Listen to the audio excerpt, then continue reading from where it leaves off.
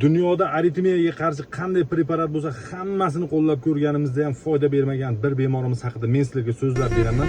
Videoni oxirigacha ko'rsangiz batafsil ma'lumot beraman. Bir bemorimiz bizga murojaat qilib kelgan asosiy shikoyat bir kundan beri yurakning tez urishi, ya'ni qansirash, havo yetishmasligi bilan birgalikda yurakning tez urishi hissiyoti. Ushbu bemorimizni tekshirib ko'rganimizda qorinchalar xilpillovchi aritmiyasi aniqlandi.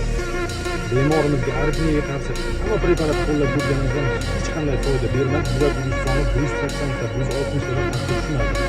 Bemor tekshirib ko'rdik, konsiliumlar qilib shuni xulosaga keldikki, biz bemorga kardioversiya bu qisqa vaqt mobaynida yuqori kuchlanishli elektr tokini organizmga yuborish natijasida yurakda yuzaga kelgan tartibsiz impulslarni tartibga keltirib, yurak ritmini joyiga keltiradi.